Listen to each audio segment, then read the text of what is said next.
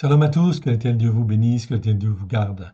Bienvenue donc à cet enseignement sur le Hamas, sur la violence. Qu'est-ce qu'en disent les Écritures? Nous allons regarder en fait ici donc les versets.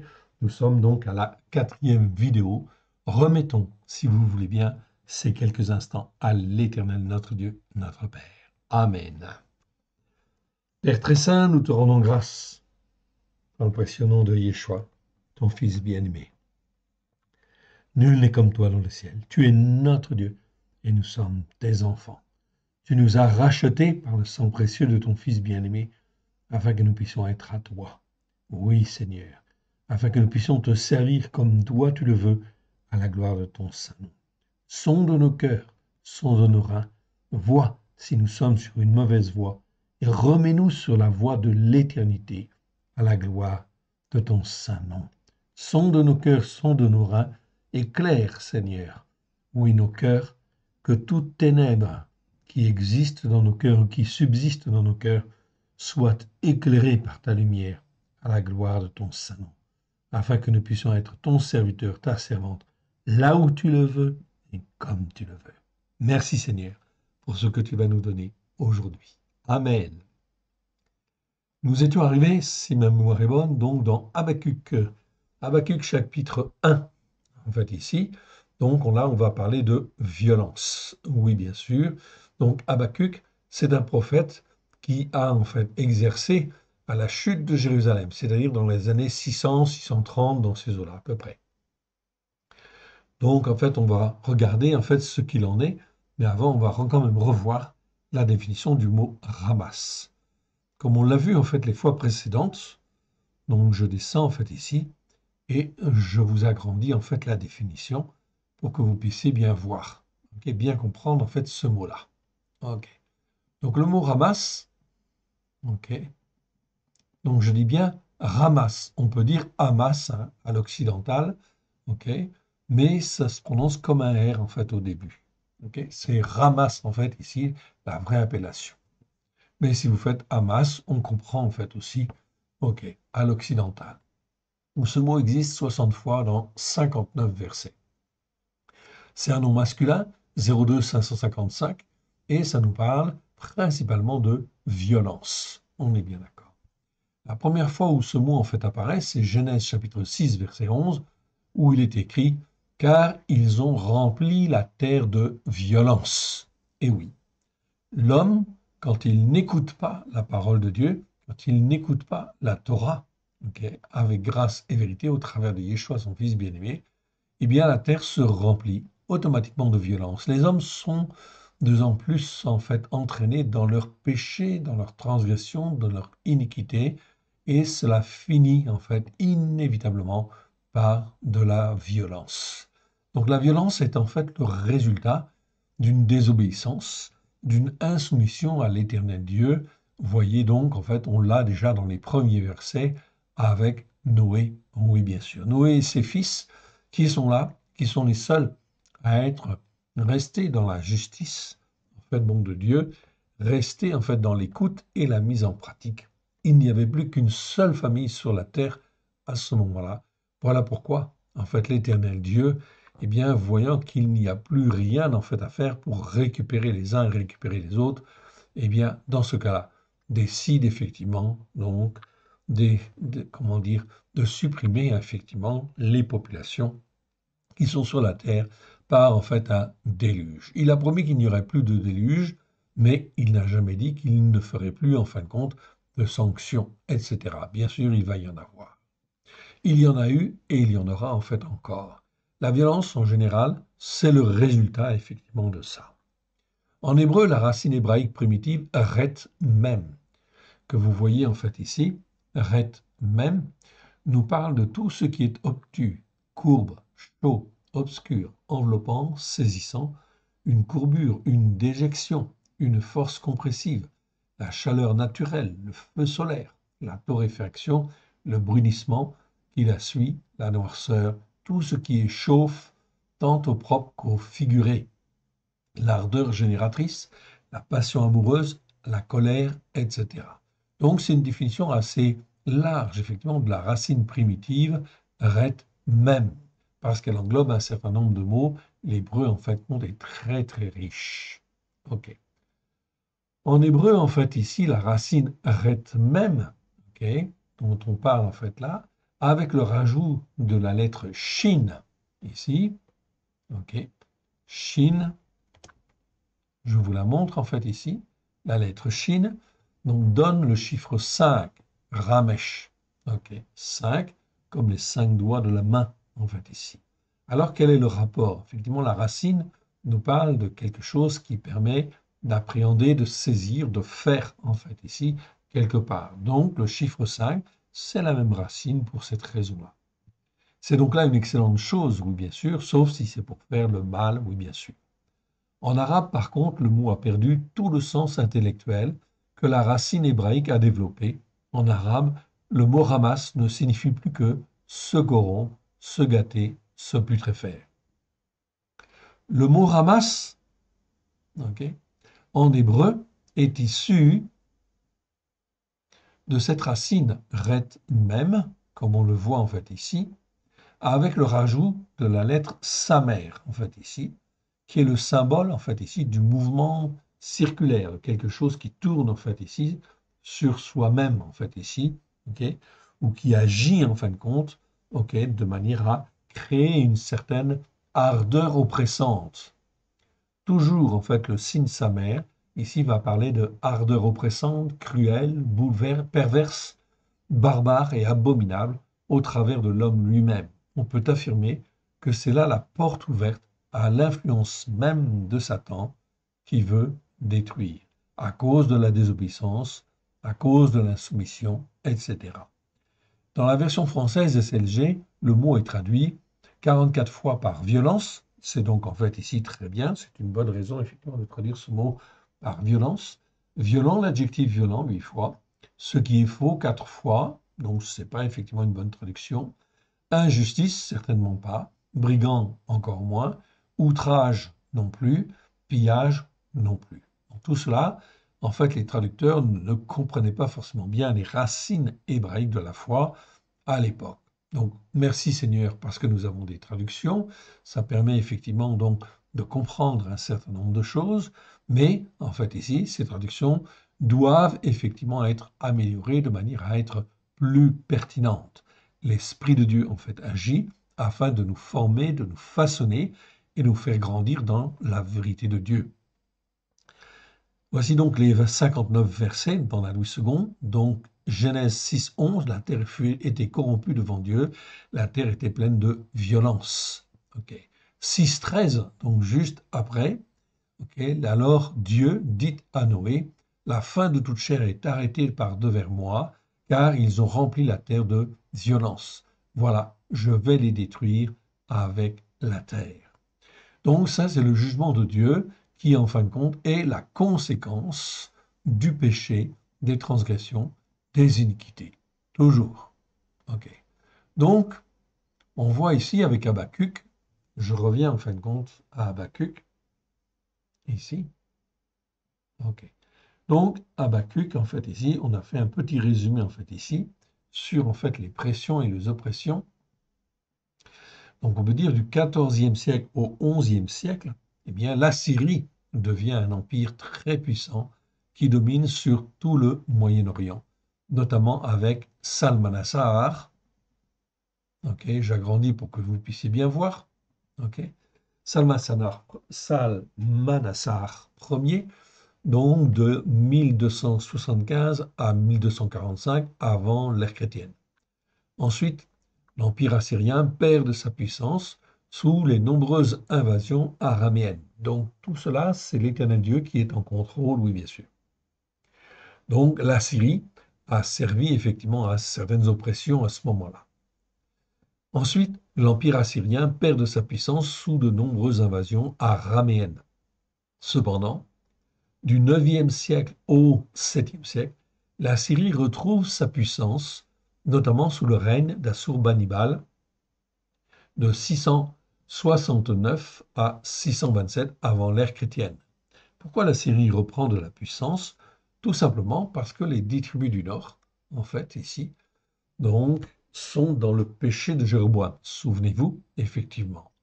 Donc, dans les années, en fait, ici, ok, 700, en fait, on va dire, ok, 722 à peu près, eh bien, effectivement, ce qui va se passer, c'est effectivement que l'Assyrie va anéantir les 10 tribus du Nord et effectivement va dominer sur la région. Ok. En 612 avant l'ère chrétienne, Ninive, la capitale des Assyriens, tombe sous les coups de Siaxar, le premier roi des Mèdes. Ok, et ça va donner l'empire des Mèdes et des Perses ensuite. D'abord les Mèdes, 625 à 585 avant l'ère chrétienne. Les Mèdes deviendront par la suite les alliés des Babyloniens, autrement dit des Chaldéens, dont parle le prophète Habakkuk dans Habakkuk chapitre 1 verset 6. Et là on parle justement de cette violence qui vient de la part, en fin de compte, de ces dominateurs. En effet, Nabopolassar, devenu roi de Babylone, fonda la dynastie des Chaldéens de 626 à 605 avant l'ère chrétienne. Nabopolassar est le père de Nabuchodonosor, en fait ici, appelé dans les Écritures Nebuchadnezzar ou Nebuchadnezzar, tout simplement. Nebuchadnezzar devient le roi de Babylone de 605 à 562 avant l'ère chrétienne. C'est lui qui détruira effectivement Jérusalem, qui sera suscité à cause du péché, des transgressions, des iniquités, et en fin de compte, il va exercer sa pression. Mais il va exercer sa pression, en fait, avec violence, avec ramas, en fait, ici, en hébreu. Donc une violence, en fait, extrême, une violence barbare, etc. C'est toujours, en fait, ici, ce même type de violence que l'on retrouve et que condamne l'Éternel. Car l'Éternel, s'il voulait en fait reprendre et châtier son peuple, oui, mais c'était avec mesure, en fait, ici, afin de le ramener, en fait, à lui. Nebuchadnezzar devint roi de Babylone, donc de 605 à 562 avant l'ère chrétienne. Sa victoire sur les Égyptiens à Carchemish, en 605 avant l'ère chrétienne, et la prise de Jérusalem lui assure la domination sur tout le Moyen-Orient, dont en fait le pays d'Israël.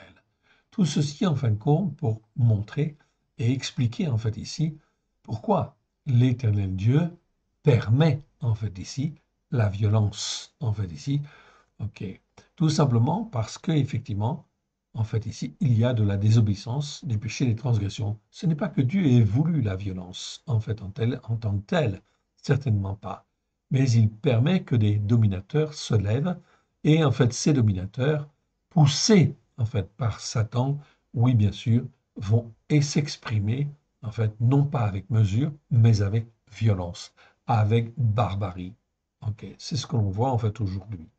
Voilà pourquoi encore, pourquoi en fait Israël se bat contre le Hamas. C'est une excellente chose, car la main de Dieu est derrière afin d'exterminer effectivement le Hamas des endroits où il n'a pas en fin de compte à être. Mais voyons ce que Habakkuk, le prophète, nous dit en fait à cette époque-là. Jusqu'à quand, ô Éternel, j'ai crié et tu n'écoutes pas. J'ai crié vers toi à la violence, donc au Hamas en fait ici, et tu ne secours pas, en fait, ici. Pourquoi me fais-tu voir l'injustice, en fait, ici? Donc, c'est bien le mot aven que l'on avait déjà étudié, en fait, ici. Donc, les prophètes se posent la question, pourquoi cette violence, en réalité? Ok. Pourquoi me fais-tu voir l'injustice? Aven, on a étudié ce mot-là. Je vous renvoie donc aux vidéos, oui, bien sûr. Et contemples-tu la souffrance?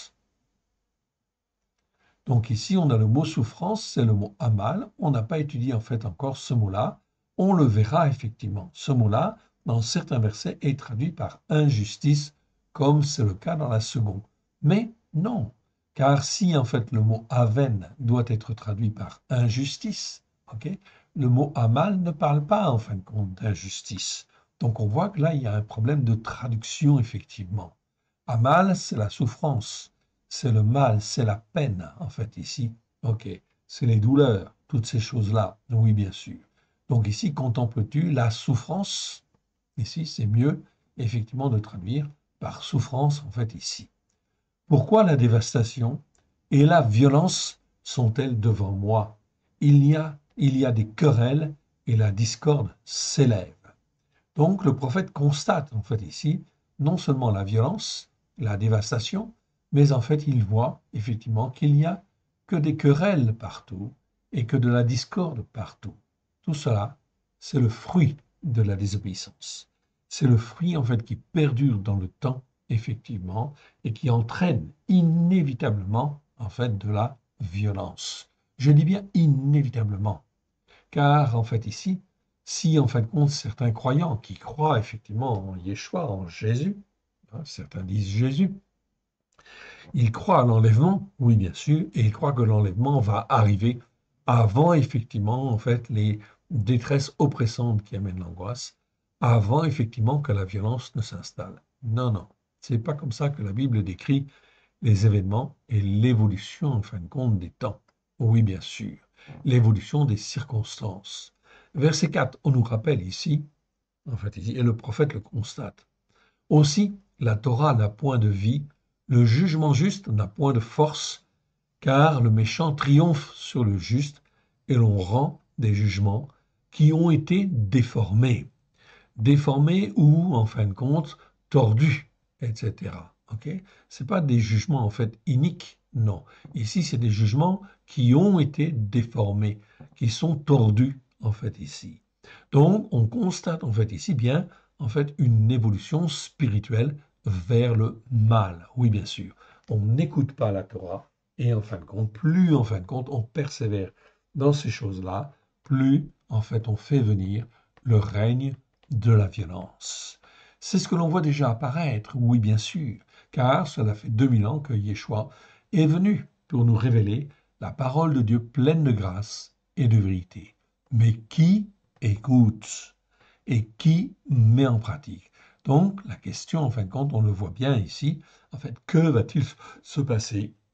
Eh bien, inévitablement, des querelles à droite et à gauche. En fait, ici, des discordes à droite et à gauche, et la violence qui va s'élever, en fait, ici. OK, qui va éclater. Verset 5. Jetez les yeux parmi les nations. Regardez et soyez saisis d'étonnement, d'épouvante, car je vais faire en vos jours une œuvre que vous ne croyez pas si on la racontait. Mon frère, ma sœur, c'est exactement en fait ce que dit en fait ici le prophète Habakkuk. Il le disait hier, avant la chute en fin de compte de Jérusalem. Mais la parole de Dieu est la même hier, la même aujourd'hui et la même demain. C'est toujours les mêmes processus qui sont là. L'Éternel est le même hier, aujourd'hui et demain. La parole de Dieu est la même hier, la même aujourd'hui et la même demain, en fait ici. Voilà pourquoi en fait Habakkuk constate ici, jetez les yeux parmi les nations, regardez et soyez saisis d'épouvante, d'étonnement et d'épouvante, car je fais venir en vos jours une œuvre que vous ne croyez pas si on la racontait. Verset 6, donc là on situe bien les événements. Voici, je vais susciter les Kasdim, peuple furibond et impétueux, qui traverse de vastes étendues de pays pour s'emparer des demeures qui ne sont pas à lui. Donc aujourd'hui, ce n'est pas les Chaldéens qui vont venir, oui bien sûr, mais c'est d'autres peuples, d'autres groupes, etc., qui vont venir, qui sont comme des peuples furibonds et qui sont comme des peuples impétueux, bien évidemment. Le Hamas, ok, donc la guerre que nous voyons entre le Hamas et Israël, est là en fait un exemple, oui bien sûr. Ok. Donc c'est bien ce qui va venir effectivement dans les temps qui viennent qui traverse de vastes étendues de pays pour s'emparer des demeures qui ne sont pas à lui. Verset 7. Il est terrible et effrayant, et de lui seul, ok, viennent ses jugements et son élévation.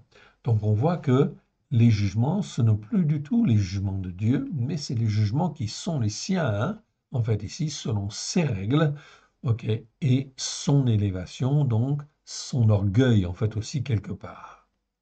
Verset 8. Ses chevaux sont plus rapides que des léopards, plus agiles que les loups du soir, et ses cavaliers s'avancent avec orgueil. Ses cavaliers arrivent de loin, ils volent comme l'aigle qui fond sur sa proie. De la même manière, ok, vous avez entendu, en fait, aux nouvelles, les attentats, en fin de compte, terroristes qui ont eu lieu notamment à Moscou, en fait, ici, dans effectivement un stade, en fait, ici, ok, ou un endroit où on célèbre en fait des concerts, je crois, etc. Donc tout cela, bien sûr, c'est une poussée en fin de compte ici de violence, oui bien sûr, qui est là comme un jugement, oui bien sûr, de l'Éternel. On n'écoute pas sa parole, alors cela éclate à droite et cela éclate à gauche. Et il va y en avoir de plus en plus. Verset 8, ces chevaux sont plus rapides que les léopards, plus agile que les loups du soir, et ses cavaliers s'avancent avec orgueil. Ces cavaliers arrivent de loin, ils volent comme l'aigle qui fond sur sa proie. De la même manière, cette violence, en fait ici, d'un peuple barbare, ou de plusieurs peuples barbares, effectivement, ou groupuscules barbares, va donc s'étendre. Tout ce peuple vient pour se livrer à la violence. Ses regards avides se portent en avant.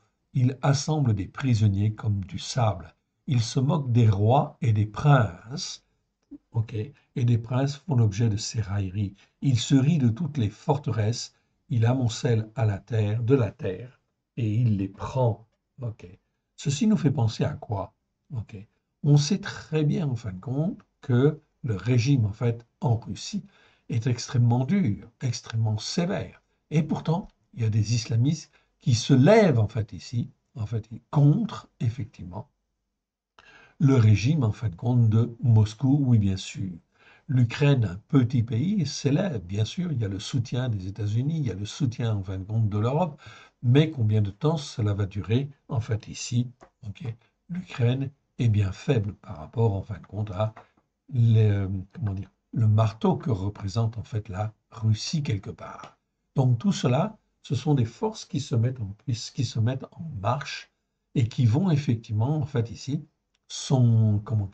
qui vont créer des tensions, des détresses oppressantes qui amènent l'angoisse. Verset 11. Alors l'esprit se renouvelle. Oui, il y a un renouvellement. Dans certaines Bibles, on traduit par ardeur redouble. Mais ici, c'est le mot roi. Roi, c'est donc l'esprit. Alors l'esprit se renouvelle. Il poursuit sa marche et se rend coupable d'enfreindre la Torah. Donc là, on a le mot, en fin de compte, Hacham, dont je vous ai parlé, en fait, bon déjà, mais qu'on n'a pas étudié dans le détail. Le verbe, en fait, ici, Hacham, ok, car c'est un verbe, existe 35 fois dans 32 versets, et c'est traduit simplement par, en fait, coupable dans la plupart des traductions, être coupable ou se rendre coupable. En réalité, le verbe Hacham a un rapport direct avec la Torah et nous parle de se rendre coupable ou d'être coupable, d'enfreindre la Torah ou de négliger la Torah. Donc on verra ce mot-là, bien évidemment, et on le mettra en fin de compte dans notre nouvelle traduction de la Torah, oui bien sûr, qu'on espère éditer avant la fin de cette année, oui bien sûr, si Dieu le permet. Donc tous ces mots-là seront effectivement recalés, bien évidemment, dans, en fait ici, notre traduction par la grâce de Dieu. Donc verset 11, ainsi l'esprit se renouvelle, il poursuit sa marche et se rend coupable d'enfreindre la Torah, car le but c'est d'enfreindre la Torah effectivement dans ce cas-là. Ok. Donc effectivement, cela va entraîner des conséquences effectivement et très très très graves. Ok. Et se rend coupable d'enfreindre la Torah, sa force à lui, voici, voilà son Dieu. Ok. Son Dieu, son Eloah, en fait, en hébreu. Donc là, on parle bien de l'orgueil de groupes, en fait, ici, qui n'ont, en fin de compte, que, en fait, ici, que leur force pour Dieu. Ils ne s'occupent pas, en fin de compte, du Dieu céleste, du Dieu de la création, bien sûr. Ok.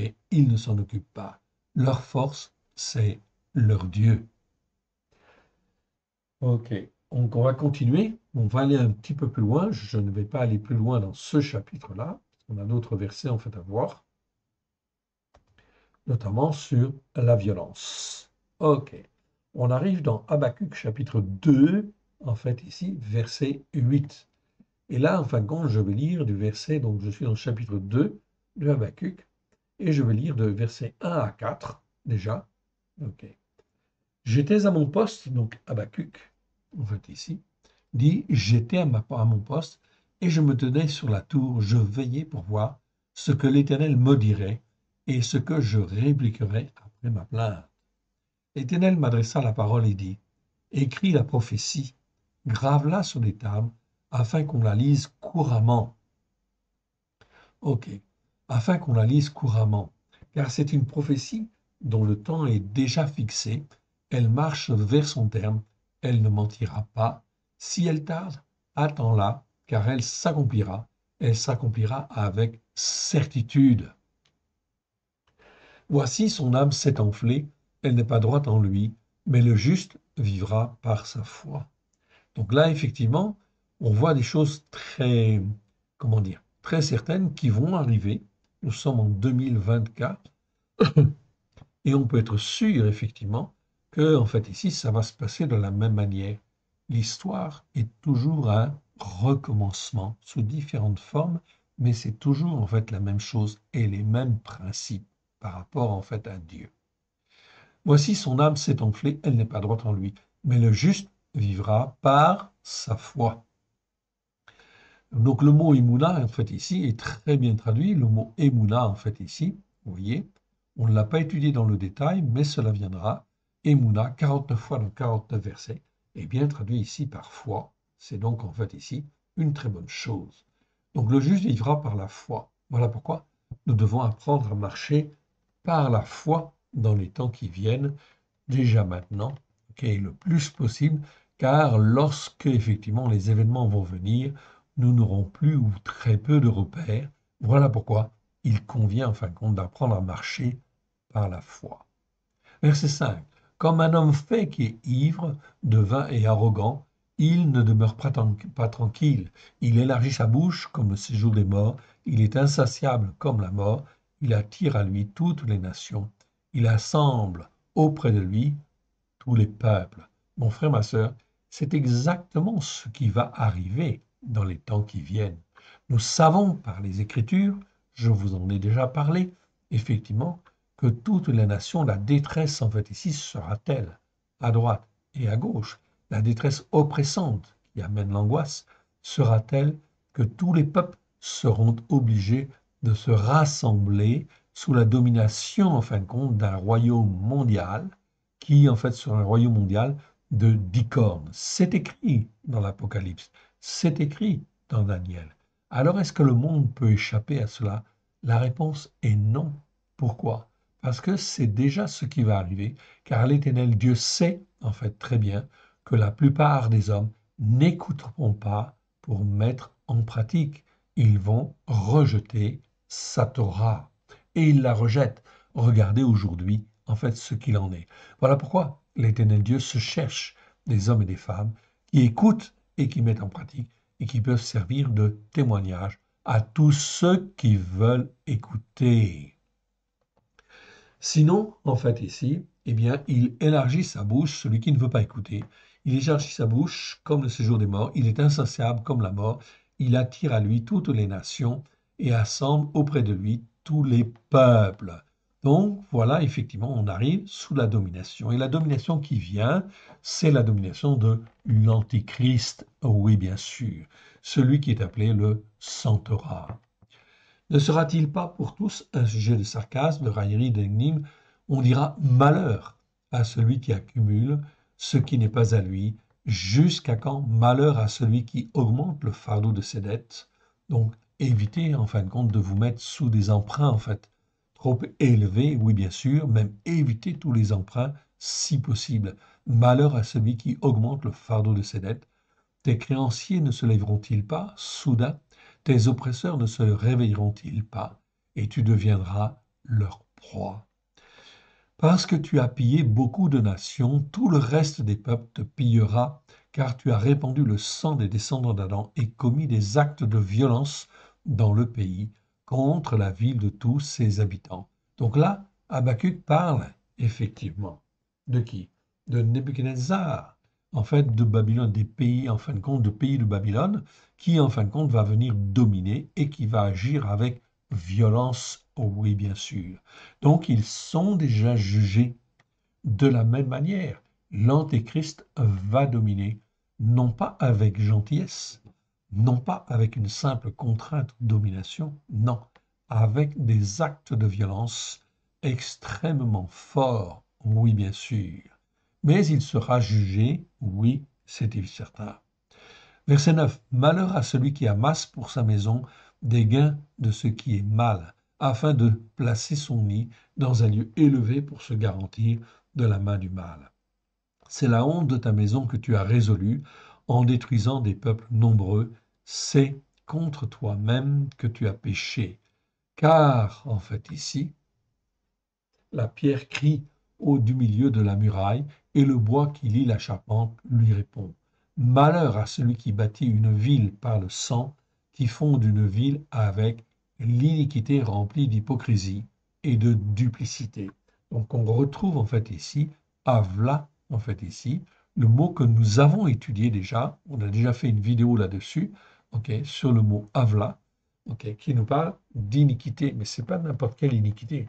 Là, c'est l'iniquité remplie d'hypocrisie et de duplicité et qui perdure dans le temps. Donc, ici, on voit bien que c'est un accroissement, en fin de compte, de l'iniquité, une aggravation de l'iniquité. Souvenez-vous, on parle, en fin de compte, de l'avon, iniquité, on passe à l'avla, puis en fait à olata, etc. Et d'autres, en fait, formes d'iniquité jusqu'à l'ével et jusqu'à la veine, qui est là l'injustice. Donc tout ça est une dégradation qui est systématiquement, en fait ici, comment dire, due au fait que l'iniquité perdure dans le temps, se remplit en fin de compte d'hypocrisie, se remplit de duplicité, en fait ici, quelque part. Et comme ça perdure dans le temps, cela entraîne automatiquement, en fin de compte, ici, l'injustice et donc le règne de la violence. Je dis bien le règne de la violence qui régnera partout, en France, dans tous les pays, en fin de compte, du monde. Voilà pourquoi, en fait, ici, les nations seront obligées de s'associer, en fait, aussi. Car l'économie va être mise à mal, car, en fait, ici, les problèmes sociaux, politiques vont s'accroître, oui, d'une manière très, très grave. OK. C'est une certitude, hein. Ça a été comme ça jusqu'à maintenant, et ce sera en fin de compte comme ça, bien sûr, dans les temps qui viennent. On va dans Habakkuk, Habakkuk chapitre 2, on reste dans le chapitre 2, mais on va lire à partir du verset 12, en fait ici 12, jusqu'à en fait ici 17. Malheur à celui qui bâtit une ville avec le sang, qui fonde une ville avec l'iniquité remplie d'hypocrisie et de duplicité et qui perdure. On continue. Voici quand l'Éternel des armées l'a résolu, les peuples travaillent pour le feu, les nations se fatiguent en vain, car la terre sera remplie de la connaissance de la gloire de l'Éternel, comme le fond de la mer par les eaux qui la couvrent, qui le couvrent. Est-ce que l'on voit en fin de compte ces choses-là aujourd'hui? Non. OK? On ne voit pas en fin de compte la connaissance de la gloire de Dieu. Oh oui, bien sûr. Donc ça viendra après, effectivement, les calamités. Verset 15. Malheur à celui qui fait boire son prochain, à toi qui verses ton outre et qui l'enivre, afin de voir sa nudité. Donc tout ce qui peut entraîner les hommes dans l'idolâtrie, dans en fait ici telle occupation ou telle autre occupation qui détourne de Dieu, qui détourne de la Torah, tout cela en fin de compte, eh bien en fait le Seigneur dit malheur à ceux qui agissent comme cela. Verset 16. Tu seras rassasié de honte plus que de gloire. Bois aussi toi-même et découvre-toi. La coupe de la droite de l'Éternel se tournera vers toi et l'ignominie souillera ta gloire. Verset 17. Car les violences contre le Lébanon, donc ici c'était contre le Liban en fait à l'époque, mais c'est exactement le même principe en fait aujourd'hui. Car les violences contre le Lébanon retomberont sur toi, et les dévastations des bêtes t'effrayeront, parce que tu as répandu le sang des descendants d'Adam et commis des violences dans le pays contre la ville et tous ses habitants. Donc la violence, bien sûr, elle va exister. Elle n'est pas pour le juste, oui bien sûr, mais elle va exister. Elle est pour tous les descendants d'Adam. C'est bien écrit ici, en fait, ici. Donc tous ceux qui n'écoutent pas et ne mettent pas en pratique, oui bien sûr. On n'est pas en fin de compte ici dans les ish, en fait ici, c'est-à-dire les hommes instruits, les hommes façonnés, ou les guébères. Non. Donc il s'agit des hommes, en fait, qui sont sur la terre et qui sont des descendants d'Adam. Ici, le mot, c'est bien Adam. Ok, donc, on voit ici que Adam nous parle, en fin de compte, de tous les descendants d'Adam, qu'ils soient russes, qu'ils soient iraniens, qu'ils soient chinois, non, chinois, pardon, japonais, ou hindous, ou arabes, ou autres, ou occidentaux, peu importe, là on parle des descendants d'Adam. C'est le mot Adam 50, qui existe 551 fois dans 526 versets. Donc là, on parle effectivement de tous les hommes qui sont sur la terre. Tous les hommes sur la terre sont concernés. Voilà pourquoi, en fin de compte, ici, les jugements qui viennent sont des jugements, en fin de compte, terribles parce qu'on n'écoute pas, en fait, ici, la parole de Dieu. Et la parole de Dieu, eh bien, c'est Dieu qui a créé le ciel, qui a créé la terre, et qui a mis Adam sur la terre, oui, afin que les hommes puissent écouter et mettre en pratique. Excusez-moi.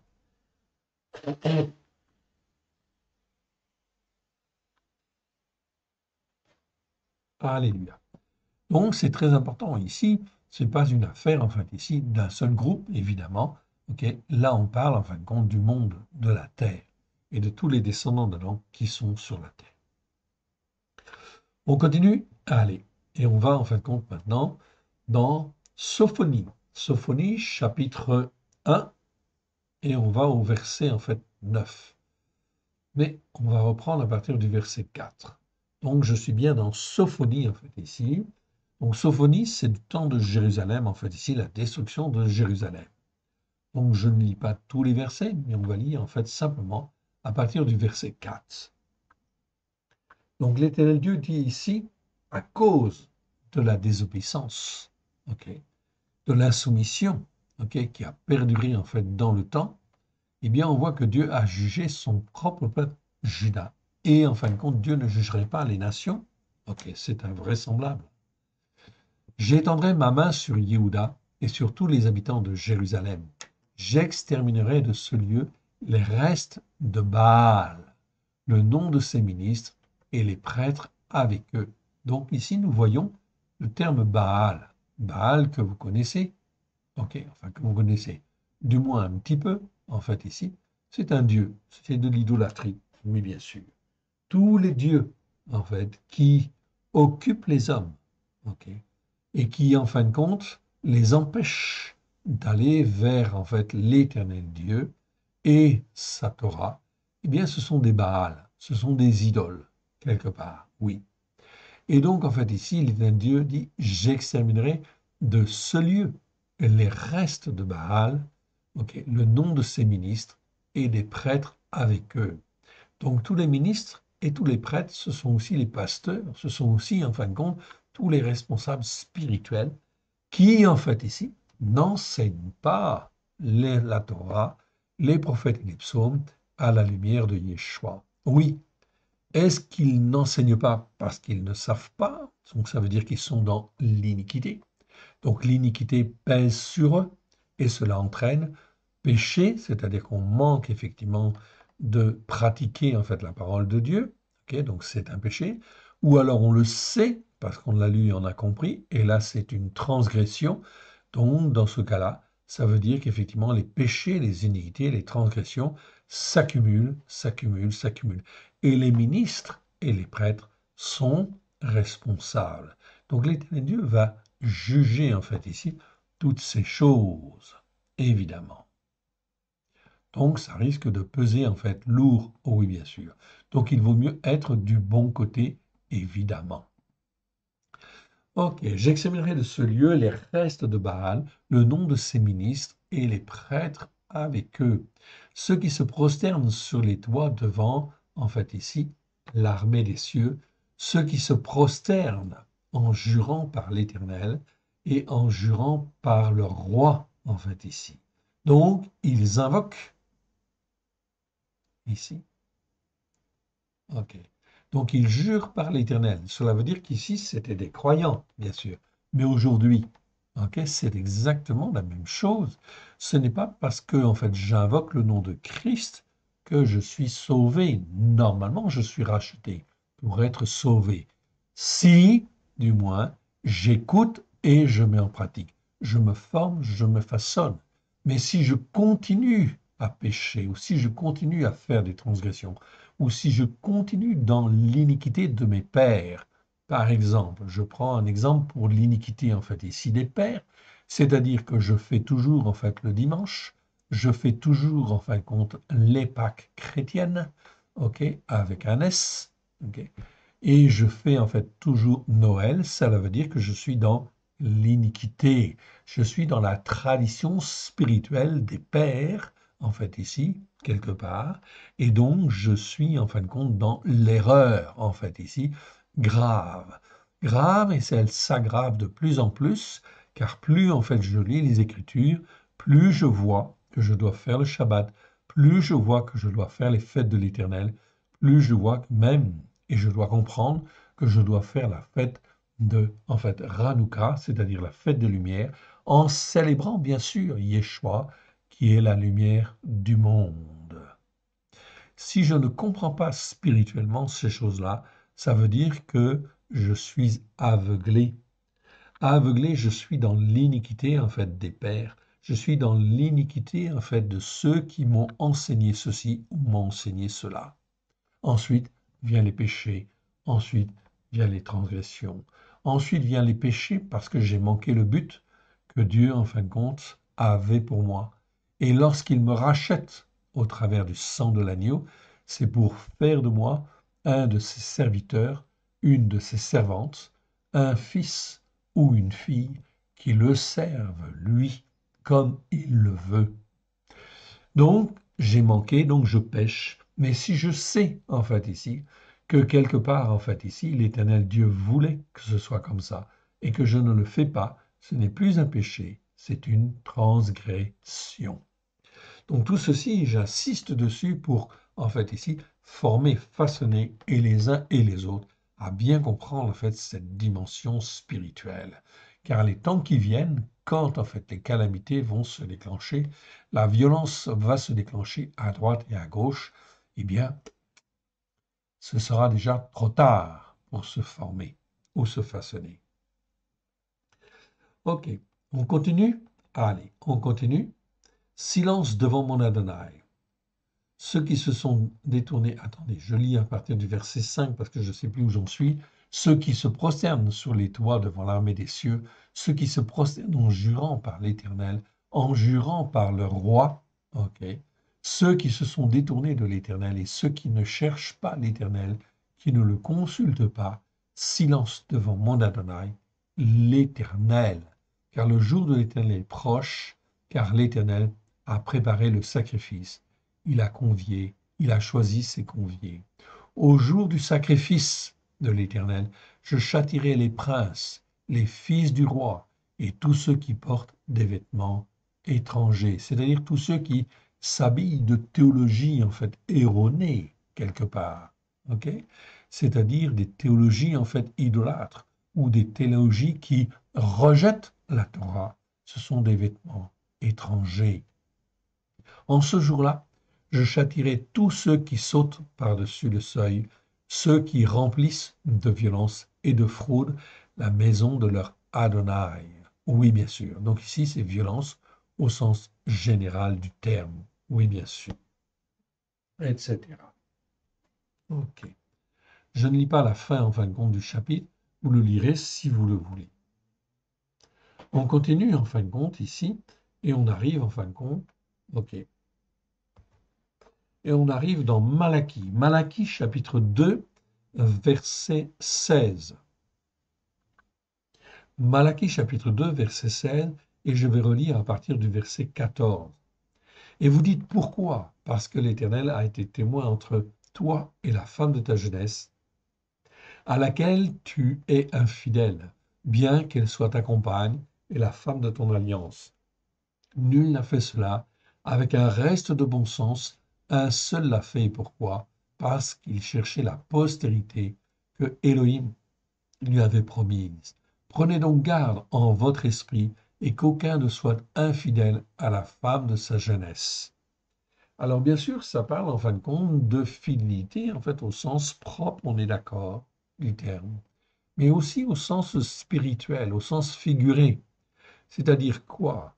Eh bien, ça veut dire effectivement que lorsque j'ai donné mon cœur et ma vie à Yeshua, eh bien, en fin de compte, j'ai cru à certaines choses, j'ai cru effectivement à ce que Yeshua, en fait, enseignait à l'époque, même si je ne comprenais pas tout, mais, en fait, ici, la foi dans laquelle il m'a élevé, en fait, ici, ou tout au moins, en fait, au début, était pure, certaine. Mais est-ce que, en fait, ici, cette foi-là, était-elle conforme à la parole de Dieu, etc. C'est-à-dire, je veux dire par là, est-ce que l'on m'a enseigné par la suite, en fait ici, a été en fin de compte dans la fidélité de la parole de Dieu, ou est-ce que je me suis laissé entraîner, j'ai été infidèle, et je me suis laissé entraîner par telle doctrine ou telle autre doctrine, parce que cela me convenait bien, en fait ici. Alors, dans ce cas-là, j'ai été infidèle à l'Éternel. Verset 16. Car je hais la répudiation, dit l'Éternel, l'Élohim d'Israël, et celui qui couvre de violence son vêtement, dit l'Éternel des armées. Prenez donc garde en votre esprit et ne soyez pas infidèles, car cela conduit inévitablement, en fin de compte, à la violence ou à des formes de violence. Vous fatiguez l'Éternel par vos paroles et vous dites, en quoi avons-nous fatigué? C'est en disant, quiconque fait le mal est bon aux yeux de l'Éternel, et c'est c'est en lui qu'il prend plaisir, ou bien où est l'Élohim du jugement juste. Ici, on parle en fin de compte de ce qui est bien, de ce qui est mal. Je vous renvoie bien sûr, en fait, aux vidéos que nous avons faites sur le jugement juste. Si je n'apprends pas à marcher selon un jugement juste et selon la justice par la foi, eh bien, effectivement, je vais dans le mur, en fait, ici. Voilà pourquoi il faut apprendre à marcher selon un jugement juste et selon la justice par la foi. Je vous renvoie aux vidéos que nous avons faites sur le sujet. On continue avec le mot ramasse. Donc là, on parle, en fait, ici, de la désobéissance, des péchés, des transgressions qui conduisent, en fait, ici, à la violence, au ramasse, en fait, ici, quelque part. Oui. Et on va voir, en fait, ici, dans la suite, à partir, en fait, notamment des psaumes, des proverbes, etc., ok, et des prophètes, on va voir effectivement que, en fait, ici, tout ce qui est violence est en abomination, en fin de compte, à l'Éternel. Donc, le Hamas que l'on voit aujourd'hui, oui, c'est une abomination devant l'Éternel. Et l'Éternel fortifie Israël, car Israël est le seul peuple, en fait, ici, quelque part, qui est capable, en fait, ici, de combattre, en fait, la violence, oui, pour montrer le chemin, en fait, aux nations. Oui, bien sûr. On va donc, en fait, aller dans, en fait, ici, maintenant, le psaume, en fin de compte, 7. Et je vais prendre à partir du verset 15. Donc, psaume 7, verset 15, 15 ou 14. Voici le méchant prépare l'injustice. Ok.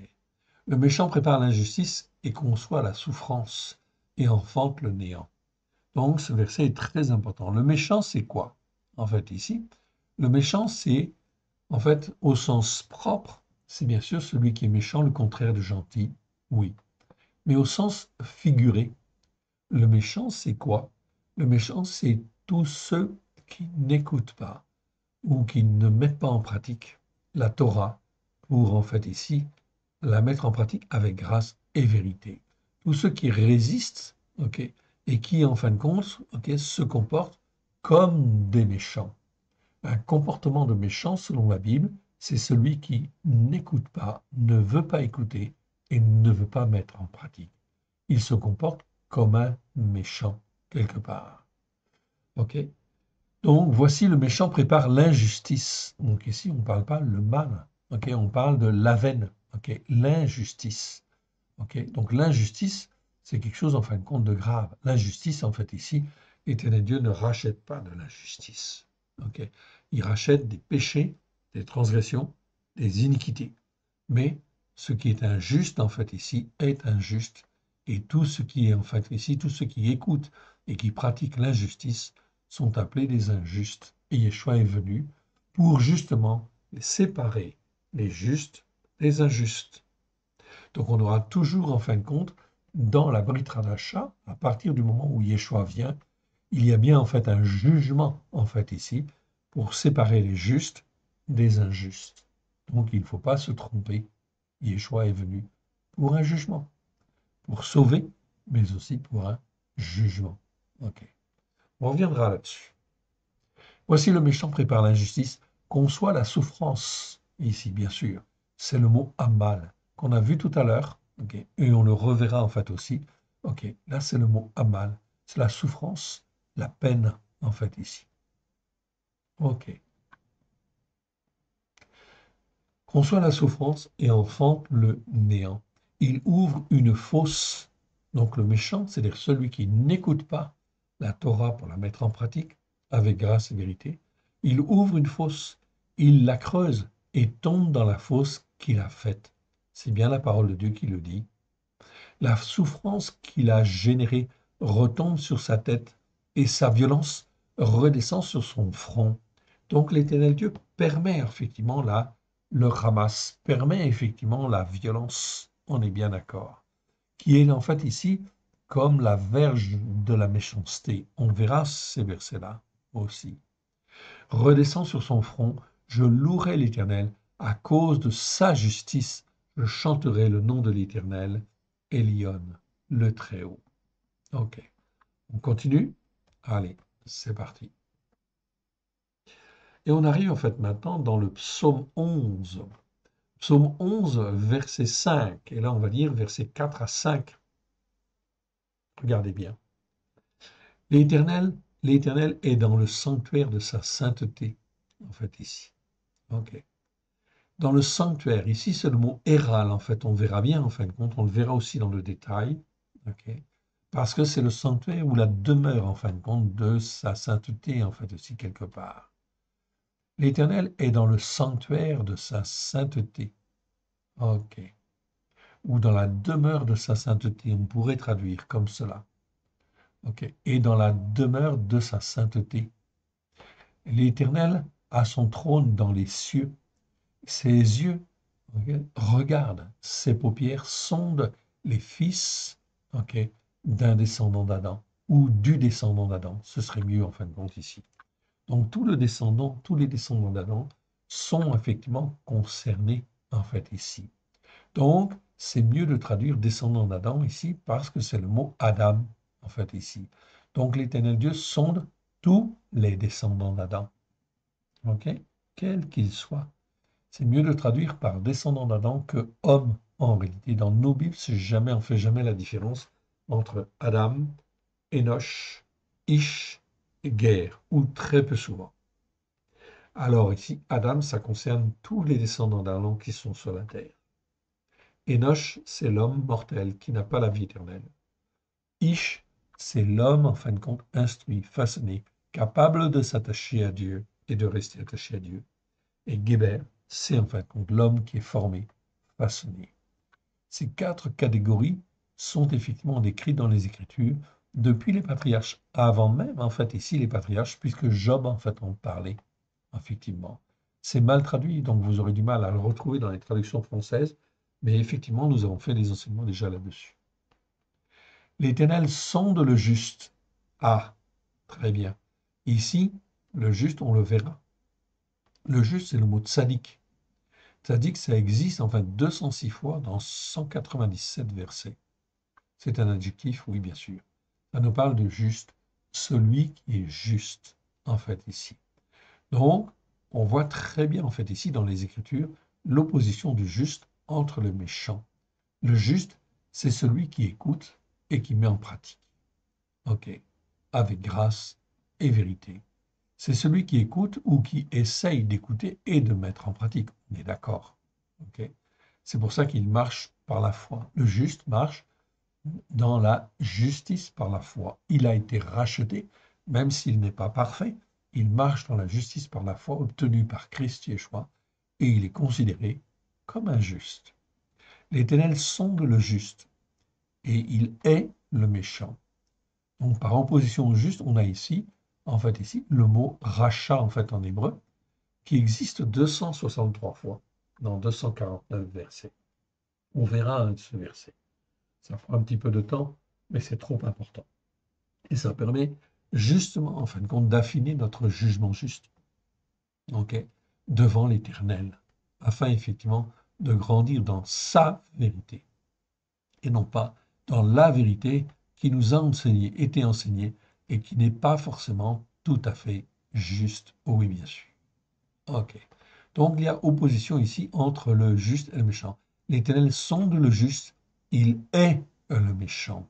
Donc quand l'Éternel dit il hait le méchant, c'est-à-dire celui qui ne veut pas écouter la Torah pour la mettre en pratique avec grâce et vérité, il est considéré ici comme un méchant en réalité, au sens figuré du terme, mais c'est une réalité spirituelle. Et celui qui se plaît à la violence, ah, l'Éternel sonde le juste, il hait le méchant et celui qui se plaît à la violence. Là, on retrouve ici le mot ramas. Ok. Donc celui qui se plaît à la violence. Donc ici, le verset parle de lui-même. Ça va de soi. Ok. Là, c'est le mot ramas. Celui qui se plaît à la violence, bien sûr. Ok. Donc, l'Éternel Dieu, ici, que pense l'Éternel Dieu du Hamas, l'organisation terroriste, aujourd'hui? C'est très clair. Ok. Ok. Il est le méchant et celui qui se plaît à la violence. La barbarie, dont ils ont fait preuve. Le terrorisme, ici, et bien sûr, doit être condamné et fait partie du jugement juste, évidemment. Il fait pleuvoir, verset 6. Il fait pleuvoir sur les méchants des charbons, du feu et du soufre. Un vent brûlant, c'est le calice qu'ils ont en partage. Car l'Éternel est juste, sadique. Il aime la justice par la foi. Justice par la foi, ok. On l'a vu, ici. On a fait les vidéos sur ce mot-là, bien sûr. Il aime la justice par la foi. Les hommes droits contemplent sa face, bien évidemment. C'est donc très très clair. Une fois qu'on a nettoyé un petit peu la traduction, ici, on s'aperçoit effectivement que, il y avait pas mal d'erreurs, ici, ou de mauvaises interprétations. Mais ces mauvaises interprétations ou ces mauvaises traductions sont dues au péché, aux transgressions et aux iniquités qui perdurent dans le temps.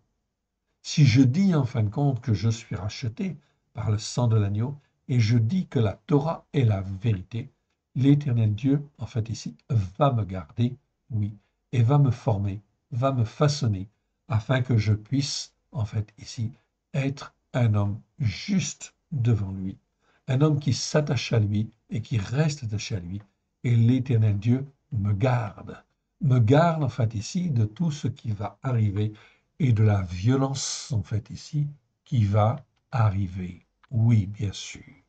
OK. C'est une certitude. L'Écriture, est là pour en témoigner. On continue? Allez. Et on arrive, en fin de compte, dans le chapitre 18 des psaumes. OK. 18 des psaumes, et on va lire à partir du verset 47. L'Éternel est vivant, donc, psaume 18. OK. Ça nous parle de David. David, en fin de compte, qui était ici, ok, un homme de Elohim, oui, bien sûr. Et en fin de compte, il a combattu pour Dieu. Non seulement il a combattu pour Dieu, mais il a été aussi fortement attaqué. Et il témoigne justement, en fin de compte, ok, que, ici, nous sommes sauvés de l'homme de violence ou de l'homme qui s'attache à la violence. Donc, verset 47. L'Éternel est vivant, et béni soit mon rocher, que l'Élohim de mon salut soit exalté, le Dieu qui m'accorde des vengeances, ici, c'est-à-dire qui me rend justice, on pourrait dire, ici. C'est le mot, ici, nekama. Nekama, ici, qui est toujours traduit par, vengeance, ici. C'est pas forcément le meilleur terme, en français, ici. OK, mais on verra ce mot-là. On l'étudiera aussi dans le détail. Ce n'est pas le moment. Mais on peut traduire ici Dieu qui m'accorde des vengeances ou qui me rend justice ici, dans un français plus courant, en fait, ici. Le Dieu qui m'accorde des vengeances ou qui me rend justice, qui m'assujettit les peuples, qui me fait échapper de mes ennemis. Tu m'élèves au-dessus de ceux qui s'élèvent contre moi. Tu me sauves, en fait, de l'homme, ok, qui s'attache à la violence. Donc ici, qui s'attache à la violence, ok, ou l'homme de violence. Dans la traduction second, c'est traduit l'homme violent, tout simplement, comme si c'était un adjectif. Mais le terme en fait hébreu est beaucoup plus fort en fin de compte que cela. Si je regarde en fait ici, le texte en fait en hébreu, en fait ici, je vois Meish Ramas ici. Meish Ramas, ok, ça veut dire de l'homme qui, en fait ici littéralement, en fait on peut dire qui l'homme de violence ou l'homme qui s'attache à la violence ou qui se plaît à la violence ou qui est rempli de violence. C'est ça que cela veut dire en fait en hébreu. C'est donc très important en fait ici d'essayer de le traduire pour bien comprendre en fait ici le sens hébraïque de ces mots-là et en fin de compte d'en comprendre toute la dimension spirituelle. Donc ici, tu me sauves de l'homme qui s'attache à la violence ou qui est rempli de violence ou tout simplement l'homme de violence en fait aussi. Tout à fait. OK? Donc, c'est pas simplement l'homme violent, non, c'est l'homme qui s'attache à la violence, qui s'adonne en fait à la violence, qui est rempli de violence. Tout ça, c'est bon, en fait, ici, comme traduction. C'est pourquoi je te louerai parmi les nations éternelles. Donc, vous voyez ici ce que David dit, en fait, ici. Tu me sauves, en fait, de l'homme qui est rempli de violence. Et donc, c'est pourquoi je te louerai parmi les nations. Pourquoi? Ben, pour te faire connaître que c'est toi, en fin de compte, qui nous sauve, en fin de compte, de la violence du Hamas. Oui, bien sûr. Éternel, je chanterai à la gloire de ton nom. Il accorde de grandes délivrances à son roi. Il exerce sa bonté envers son oint, à David et à sa postérité pour toujours. Ça, c'est le psaume 18, en fait, ici. OK. Vous pouvez donc le consulter, même dans les autres traductions. Ce n'est peut-être pas, en fait, traduit tout à fait de la même manière. En fait, ici, nous sommes au plus proche, en fait, ici, de l'hébreu. OK. On continue? Allez, c'est parti. Et on arrive, en fait, ici, donc, dans le psaume 25. 25, verset, en fait, ici, 19. OK.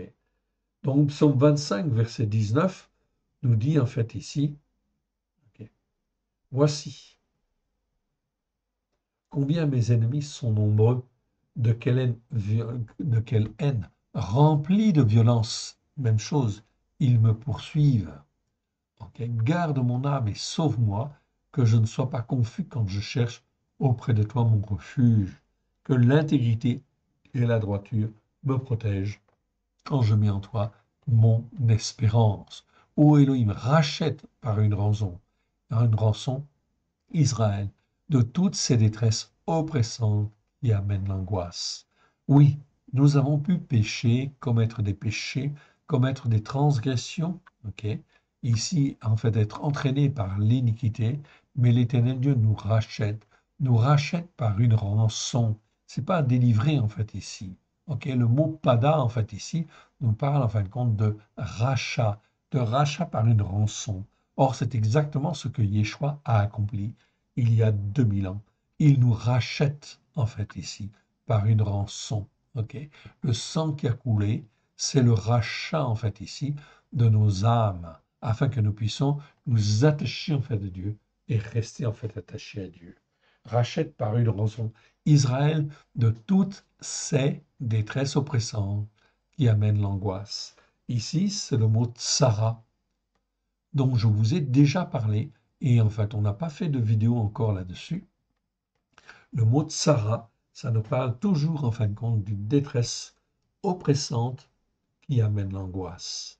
Donc l'Éternel Dieu nous rachète de cela. Si nous sommes dans une attitude de repentance, il nous rachète. Donc, les détresses oppressantes qui amènent l'angoisse, ok, vont se répandre partout, dans tous les pays, en fin de compte, ok, européens, ok, occidentaux, orientaux, etc., les détresses oppressantes qui amènent l'angoisse vont se répandre de plus en plus.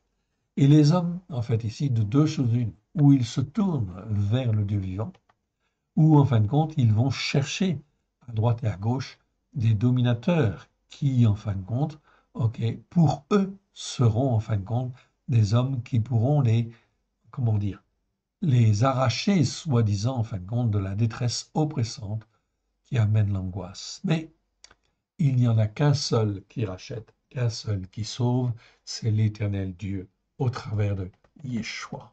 La Bible en fait dit très clairement que la seule rançon acceptable devant lui, c'est le sang de l'agneau, c'est le sang de Christ, oui bien sûr, qui rachète.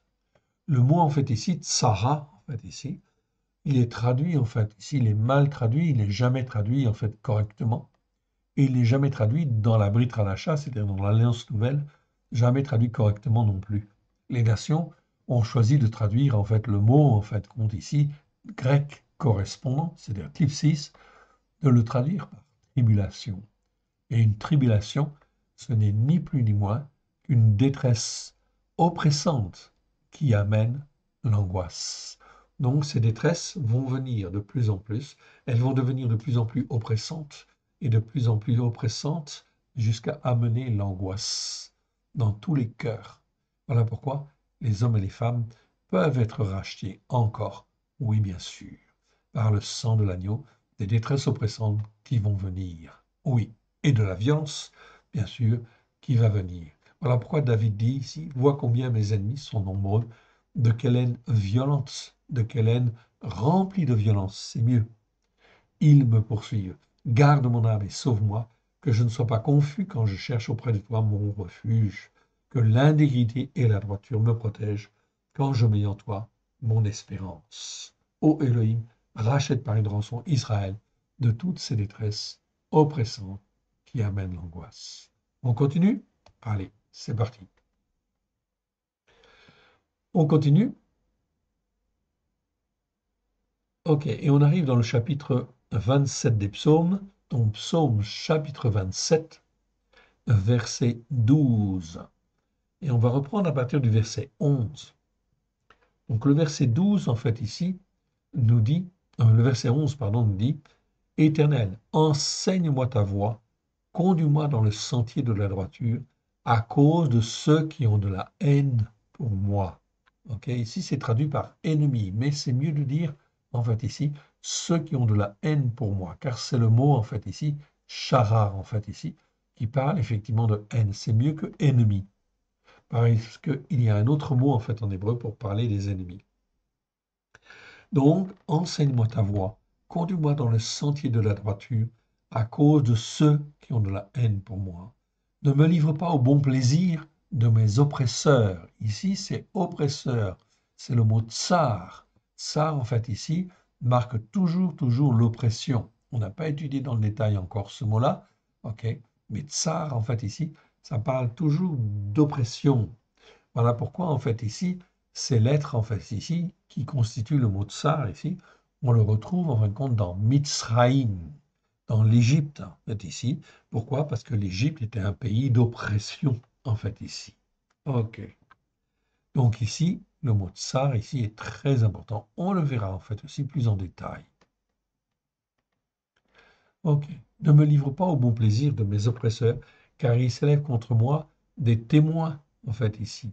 C'est pas seulement des faux témoins. Ici, c'est traduit par faux témoins. Mais si je regarde, en fait, l'hébreu, en fait, ici, c'est en fait ici des témoins qui répandent le mensonge. C'est mieux, en fait, ici, de traduire, en fait, ici, par qui répandent le mensonge. Sheker, ça nous parle de mensonge, toujours. OK. Donc, que la violence qui ne respire que la violence, pardon, car il s'élève contre moi des témoins, en fait ici, qui répandent le mensonge. Donc c'est très bien, ça. C'est une bonne, c'est meilleur comme traduction. Ok? C'est mieux que faux témoin, bien évidemment. Et qui ne respire que la violence, c'est-à-dire là je retrouve ramasse. Oui, bien sûr. Et qui ne respire, donc ici, on a bien en fait ici un mot pour dire respirer quelque part, en fait ici, ou dont la respiration n'est que violence aussi. Ok, c'est bon en fait aussi. Donc ici, que la violence, qui ne respire que la violence. Ok. Et en fait ici, eh bien, en fait, quand David dit, et si je n'étais pas sûr de voir la beauté du cœur de l'Éternel sur la terre des vivants, espère ardemment. Ici, c'est un verbe qui est conjugué au piel, c'est-à-dire dans une forme intensive. Donc, c'est espère ardemment en l'Éternel. Fortifie-toi et que ton cœur soit affermi. Espère ardemment en l'Éternel. Donc, ne mets pas une petite foi en l'Éternel, mais une grande foi en l'Éternel. Et plus ta foi sera grande en l'Éternel, plus l'Éternel, en fait ici, agira avec force et puissante, car il veut que le juste marche dans la justice par la foi. Ok. On continue et on arrive dans le psaume 35 cette fois-ci. Psaume 35, en fait, ici. Ok. 35 et au verset 11. Mais on va être obligé de lire, en fait, ici, à partir du début, en fait, ici, car c'est trop important. Psaume 35, versets 1 à 11, on va lire. On va lire les 11 premiers versets et on va les commenter. Donc, c'est un psaume de David. Donc, David, ok, était un homme de Dieu, oui, bien sûr, un homme de Elohim. Et il était confronté, en fait, à la violence, en fait, aussi, ok, à la violence d'une certaine manière. Mais cette violence n'a jamais eu, en fin de compte, d'emprise. Donc, on peut être aussi, dans les temps qui viennent, confronté aussi à la violence, sous certaines formes de violence. Donc l'Éternel, ok, il dit, Éternel, défends-moi contre mes adversaires, combats ceux qui me combattent, saisis le petit et le grand bouclier, et lève-toi pour me secourir. Brandis la lance et le javelot contre mes persécuteurs. Dis à mon âme, je suis ta délivrance. Okay, c'est pas mon salut ici, c'est la délivrance, c'est mieux, en fait, ici. Qu'ils soient honteux et confus ceux qui en veulent à mon âme, qu'ils reculent et rougissent ceux qui méditent ma perte, qu'ils soient comme la balle emportée par le vent, et que l'envoyé de l'Éternel les chasse, ou l'ange de l'Éternel, mais c'est mieux en fait envoyé. Que leur voix soit ténèbres et remplie d'hypocrisie, et que l'envoyé de l'Éternel les poursuive. Oui, qui c'est cet envoyé dont on parle là? C'est celui qui est à la droite, en fait, ici, de Dieu. C'est Christ, en fait, ici. On est en train de parler du Mashiach. Du Mashiach, en fait, ici. Et il existait, oui, depuis très longtemps, depuis la création du monde, en fait, ici. Avant même que le monde, en fait, fût créé, il était, en fait, ici. Ou elle était, disaient les proverbes, car, en fait, ici, il était appelé sagesse. OK. Donc, on continue, en fait, ici. Ok. Car sans cause ils m'ont tendu, verset 7, car sans cause ils m'ont tendu leur filet sur une fosse, sans cause ils l'ont creusé pour m'ôter l'âme. Que la ruine les atteigne à l'improviste, qu'ils soient pris dans le filet qu'ils ont tendu, qu'ils y tombent et soient dans la ruine. Et mon âme aura de la joie en l'Éternel, de l'allégresse en sa délivrance. En fait, ici. Tous mes os te diront, Éternel, qui peut comme toi délivrer le malheureux d'un plus fort que lui, le malheureux et l'indigent de celui qui le dépouille, des témoins remplis de violence. Donc là, on retrouve en fait ici le terme de faux témoin, en fait, dans la plupart des traductions, mais ce n'est pas les mêmes mots que tout à l'heure, en fait, non plus. Ici, on a bien le mot ramasse, donc des témoins remplis de violence ou des témoins de violence. Mais témoin de violence, ça résonne pas bien en fait en français. Donc il faut dire témoins remplis de violence ou qui sont assujettis à la violence, etc. Ou qui aiment la violence. Très bon tout ça. Ok, des témoins remplis de violence se lèvent. Ils m'interrogent sur ce que j'ignore. Ils me rendent le mal pour le bien. Mon âme est dans l'abandon. Et donc, en fait, ici, David va se tourner vers l'Éternel pour être délivré, en fait, de ces témoins remplis de violence.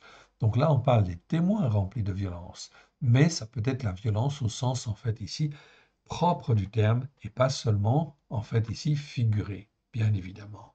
Donc, c'est très important. Le seul qui délivre de la violence, c'est bien sûr, en fin de compte, l'Éternel. Et donc là, si cette violence, elle est au figuré, eh bien, elle va s'en aller. Et elle doit s'en aller. Pourquoi? Parce que je marche, en fin de compte, dans la foi, en fin de compte. Et l'Éternel me dit qu'il me garde, en fait, ici, de toute violence sur cette terre. Psaume 55. OK. Psaume 55. Psaume 55, verset, en fin de compte, ici, 10. OK. Et on va lire à partir du verset 2. OK. Donc ici, on va lire effectivement, et c'est un psaume en fait encore de David. C'est un psaume, c'est même un maskil en fait ici. Donc maskil, ce sont des psaumes instructifs en fait ici. Des psaumes dans le but d'instruire.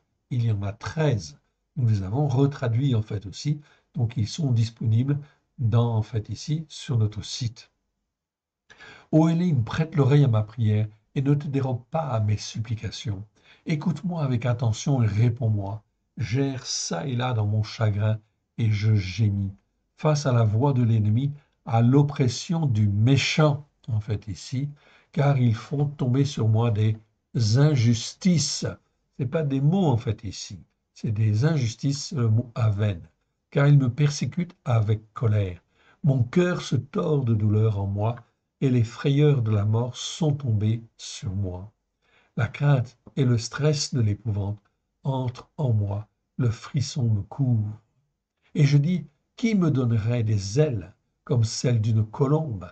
Je m'envolerai et j'irai établir ma demeure ailleurs. Voilà, je m'éloignerai pour errer au loin. J'irai me réfugier dans le désert. Je me hâterai de trouver un lieu où échapper au vent violent, à la tempête. Anéantis-les, mon Adonai. Confonds leur langage, car je n'ai vu que violence et querelle dans la ville. Jour et nuit, elles en font le tour sur les murs. L'injustice et la malice sont à l'intérieur. Et oui, David, en fin de compte, est un homme de Dieu. Oui, il a fait des erreurs aussi. OK? Mais en fin de compte, il s'est repenti, toujours, il s'est repenti, et il est revenu vers Dieu. Voilà pourquoi aussi, à certains moments, en fin de compte de sa vie, il était en proie, en fait, au tourment, aussi à cause de ses péchés, de ses transgressions, de ses iniquités. Cela nous apprend, en fait, beaucoup, oui, bien sûr, car même si nous sommes, en fait, un homme attaché, en fait, à Dieu, okay, nous ne sommes pas à l'abri d'une chute, en fait, ici, pourvu que cette chute, en fait, ici, elle ne soit pas trop longue, oui, bien sûr, et que nous puissions revenir le plus vite possible à l'Éternel, avec un cœur repentant, oh oui, bien sûr. Donc les Écritures sont très claires, en fait, ici, même, en fait, ici, David a chuté, David a fait des erreurs, mais il est toujours revenu. Voilà pourquoi, en fin de compte, ici, nous pouvons commettre des erreurs. Nous pouvons être encore dans des fausses doctrines ou des choses comme cela qui vont nous entraîner, en fait, ici, dans l'erreur, dans le péché, les transgressions, les iniquités, voire même la violence. Et dès lors qu'il y a l'expression de la violence, il faut se poser les bonnes questions. En réalité, qu'y a-t-il, Seigneur? Où est mon péché, ma transgression, mes iniquités? C'est donc trop important, oui, bien sûr, de se poser les bonnes questions, évidemment. Psaume 58. Psaume 58, verset 3. OK. On va s'arrêter là, en fait, aujourd'hui, en fait, ici. OK. Donc, psaume 58, 58, verset 3. OK. Et on reprendra, en fait, ici, la prochaine fois, évidemment, afin de continuer sur le mot ramasse et voir ce que, en fait, ici, nous disent les psaumes et nous disent, en fait, ici, les proverbes, en fait, également. Remettons, si vous le voulez bien, en fait, ces quelques instants à l'Éternel. Père très saint, nous te rendons grâce. Merci Seigneur pour ta parole. Oui, nous la recevons. Oui, Seigneur. Que tout ce qui n'est pas de toi dans le nom de Yeshua s'en aille dans les lieux arides. Que ce qui est de toi soit loin de grâce et de vérité et puisse trouver dans chacun de nos cœurs un terrain favorable. que ta parole puisse produire des racines profondes et puisse s'élever, Seigneur, à la gloire de ton Saint-Nom, dans nos cœurs, dans nos vies, à la gloire de ton Saint-Nom. Qu'elle puisse porter les fruits que toi tu veux, à la gloire de ton Saint-Nom. Car nous sommes à toi. Parle, Seigneur, ton serviteur, ta servante, écoute. Étends ta main bienfaisante. Oui, Seigneur, sonde nos cœurs, sonde nos reins. S'il y a en fait des ténèbres dans nos cœurs, éclaire-les par ta lumière, à la gloire de ton Saint-Nom, afin que nous puissions confesser nos péchés, nos transgressions, nos iniquités qui subsistent ou qui sont là parce que nous ne connaissons pas bien ta parole. Aussi, éternel Dieu, étends ta main bienfaisante, car tu nous as rachetés par le sang précieux de ton Fils bien-aimé, pour que nous soyons pleinement à toi et que nous puissions faire pleinement les œuvres que tu as préparées d'avance. Merci, Père. Merci, Yeshua. Merci, Esprit Saint. Amen. Que l'Éternel Dieu vous bénisse, que l'Éternel Dieu vous garde. Shalom à tous.